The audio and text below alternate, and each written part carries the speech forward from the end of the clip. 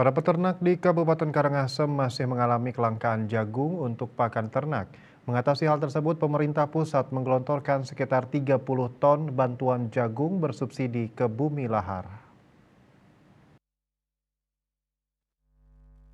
Kepala Distan PP Karangasem Inyoman Siki Ngurah mengungkapkan, bantuan jagung bersubsidi ini diberikan oleh Kementerian Pertanian Republik Indonesia. Bantuan ini yang berhak menerima adalah peternak ayam petelur yang berskala mikro kecil yang masuk dalam kelompok, koperasi, paguyuban yang sudah berbadan hukum.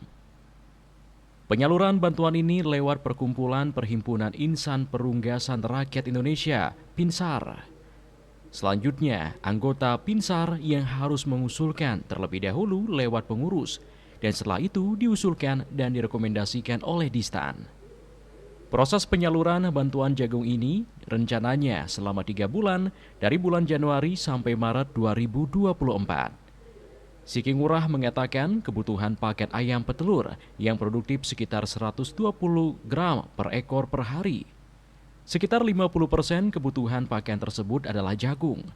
Kebutuhan jagung per ekor ayam petelur adalah 60 gram, dikalikan jumlah populasi sekitar 500.000 ekor dalam setahun, maka jumlah jagung yang diperlukan sekitar 10.950 ton. Eka Parananda, Bali Pos melaporkan.